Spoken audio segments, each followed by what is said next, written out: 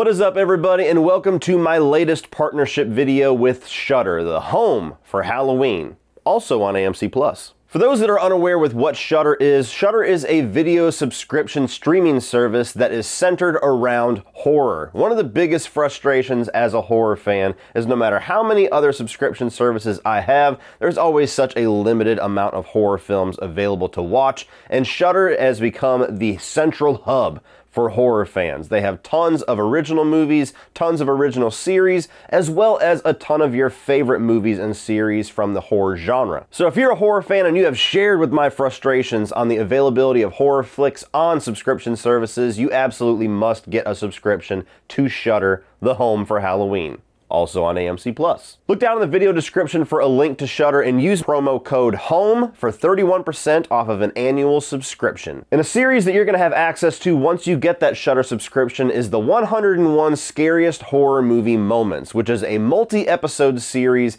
having interviews and having spots with horror directors, horror alumni, actors and actresses, cinematographers, writers, basically anybody you could think of that has worked within the horror genre, as well as other genres. A couple of surprises in there, and they go over 101 horror movies that have some of the scariest moments that has ever been seen in the genre. Now, obviously, this series was inspired by the old Bravo's 100 Scariest Movie Moments series that was in the early 2000s, which I have talked about a few times on this channel as one of the most influential series that I've ever seen. I remember sitting down just numerous times in the 2000s and being introduced to so many horror films that I otherwise would have never heard of, and I'm already 5 episodes into this new 101 Scariest Horror Movie Moments series on Shudder, and it is just as good, if not better, since we're able to have almost 20 extra years of horror to talk about on this list. And being inspired by that series, this video is going to be a collection of my top 10 scariest movie moments that I have pulled from movies that are available right now to watch on Shudder. So every single film I'm about to tell you about, if you have a Shudder subscription, you can pause this video and go watch this movie moment for yourself. Coming in at number 10 is going to be a little movie called Intruder from 1989. Now, this is actually a movie written and directed by Scott Spiegel, who is the co-writer of Evil Dead 2, and Sam Raimi and his brother actually have a starring role in this film. Now, Intruder is an intentionally schlocky and corny slasher film. It is filled to the brim with gore, and it has a very silly concept where you have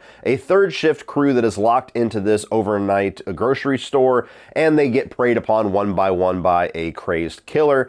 It's kind of run-of-the-mill for all of the slasher films of the 80s, but what makes this movie stand out quite a bit is the practical effects and the amount of gore on screen. For a time where it seemed like the MPAA was cracking down on all of the bigger franchises, like Friday the 13th especially, you still got a few of these movies that seem to slip under the radar and get some extremely violent and gnarly kills and still manage to walk away with an R rating. And the scariest movie moment for this movie to me is when you get the guy's head that is literally sliced in half with a meat slicer, and it actually shows every single inch of this dude's face being split in half, going through his lips and his teeth, and it is a gnarly as hell kill. And this is the moment that lets you know exactly what you are in store for the rest of Intruder. Number 9 is going to go over to the original The Hills Have Eyes, which is a movie that I actually just watched for the first time last year while I was doing my Wes Craven review series.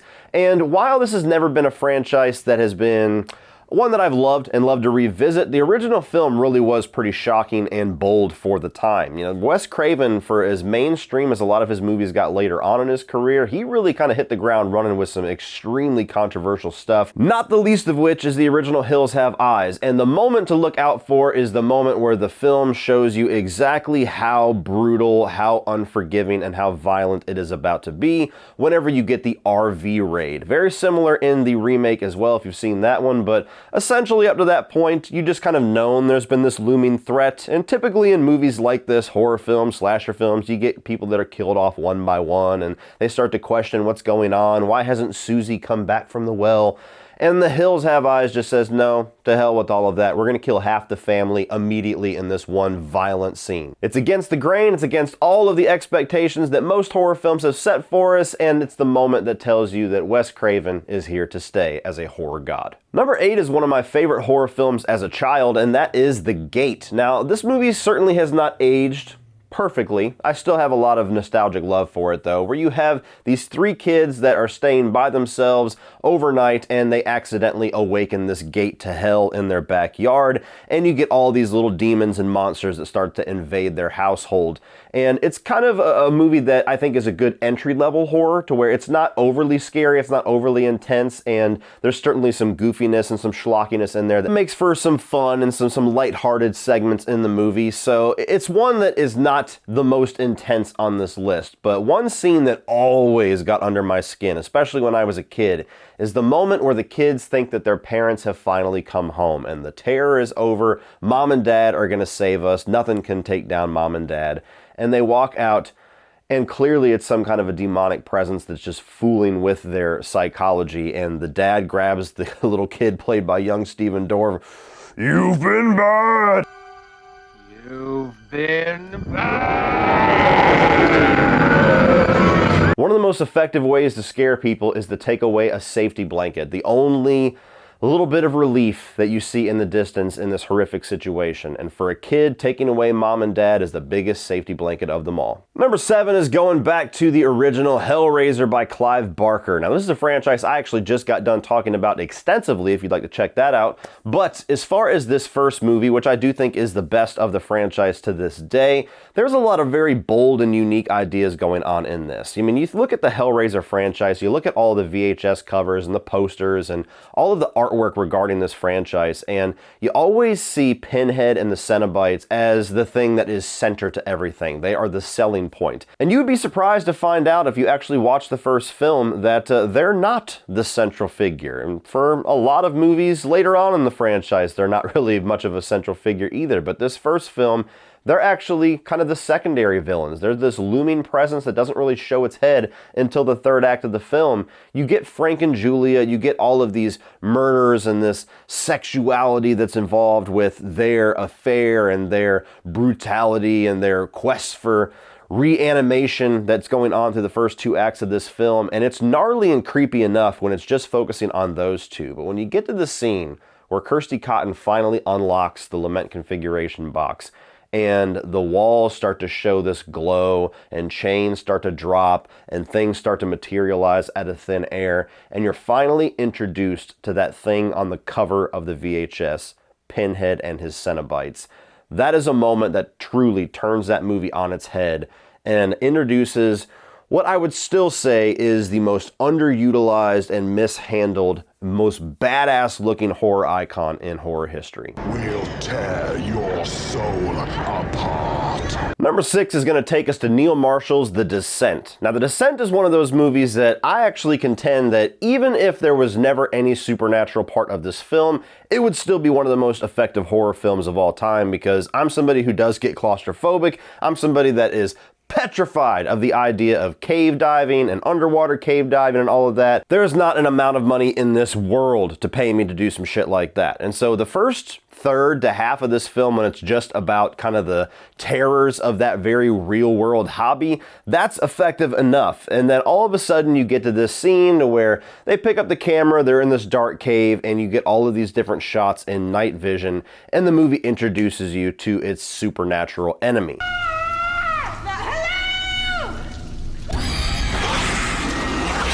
And from that moment forth, a film that was already having your skin crawling because of all of the claustrophobia and such is now having your skin crawl because of these little mutant things, these humanoid, de-evolved beings that are inside of this cave that now these characters have to deal with and try putting together every single survival skill that they have to make it out of this situation. It's still one of the best modern horror films of all time. Number 5, one of the few times you're going to see a Rob Zombie film show up in a top 10 of mine that's a positive list, and that is The Lords of Salem. Now, I know a lot of people hate this film. It is not one of his most loved pictures. There is a passionate few that think that it is his best. I will say it's his best directorial effort, but the movie is really let down in its third act.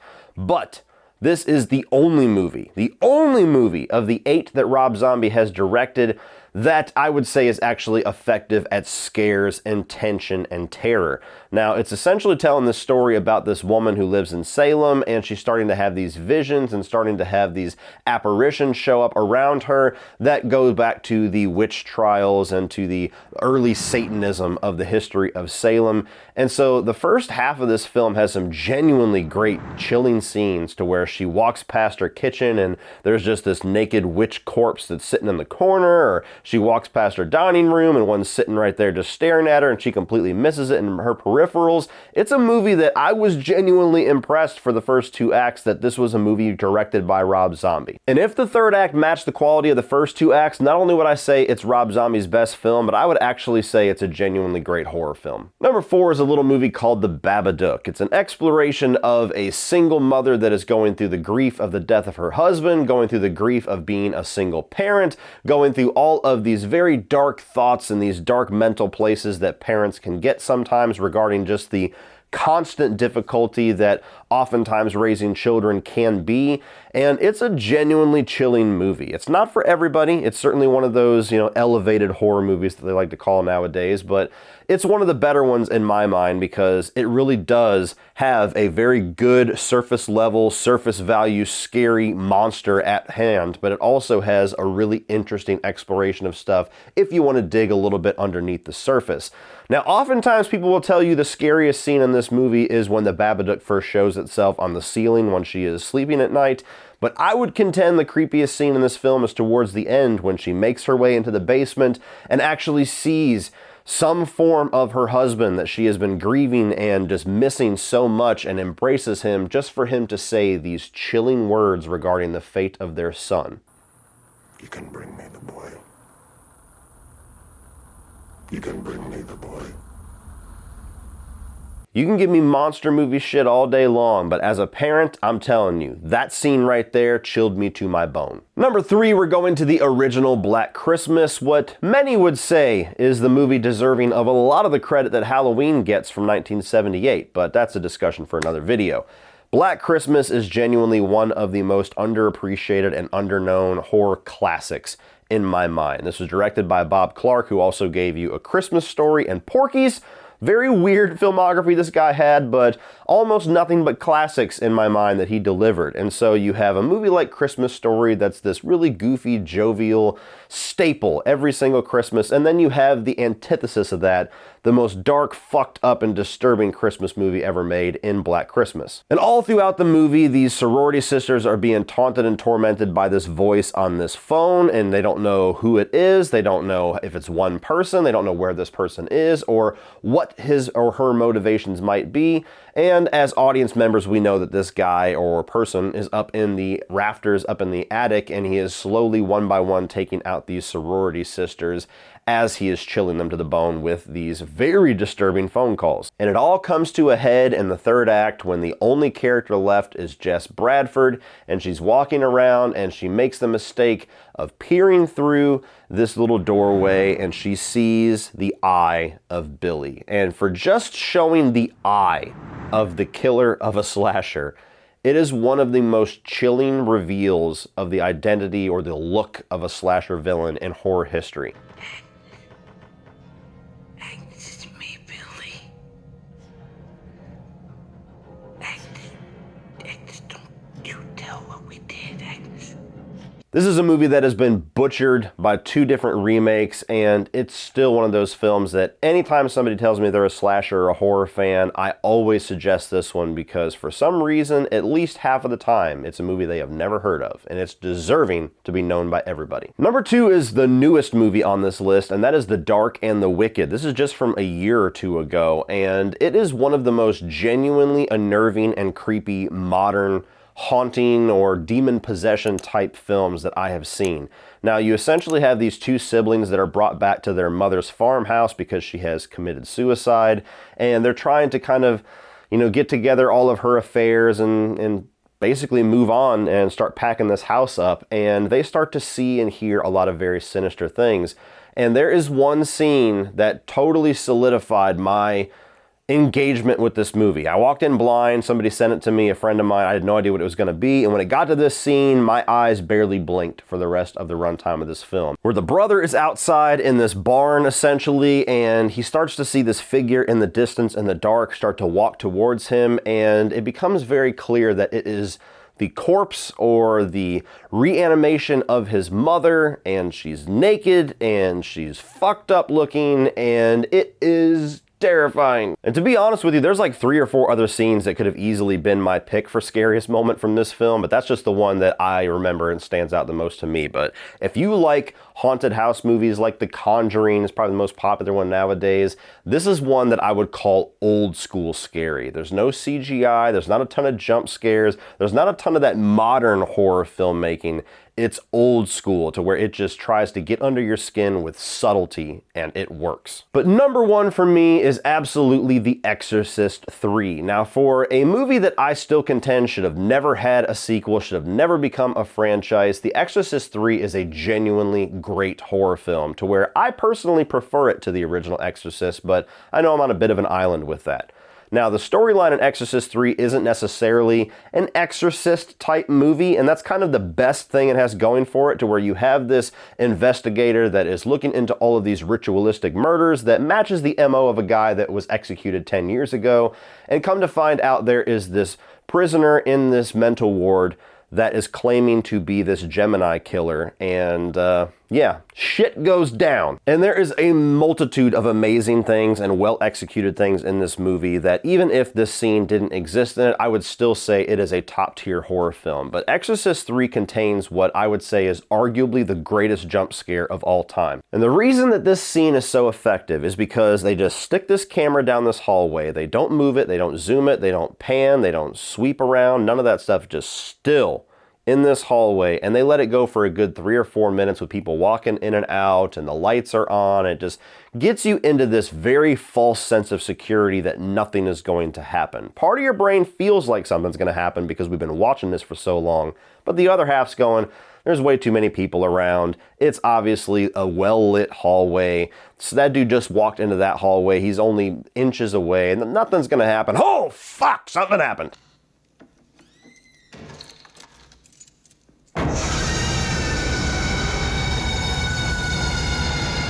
I remember when I was a kid watching this movie with my dad, and I almost jumped off of the couch that this got me so bad. And jump scares was never really a thing that affected me that much. But this, alongside maybe the blood test in The Thing, and maybe one that I'm forgetting, I think is undisputed the best executed jump scares of all time. And all these modern horror films that like to use jump scares, you need to take notes and figure out why that works so well and replicate it. Well, that's it, guys. That is my top 10 scariest movie moments from films that are available to watch right now on Shudder, the home for Halloween, also on AMC+. So if you guys are interested in checking out these movies or checking out any of the other things available on Shudder, like the 101 Scariest Horror Movie Moments series, please check the link down below and use promo code HOME for 31% off of an annual subscription. I guarantee you will not be sorry. Now get to it and start enjoying some horror for Halloween. Well, that's it for this one, guys. If you enjoyed this, please click over here for all of my 2022 new release movie reviews, and I'm also going to put my playlist up here of my top 50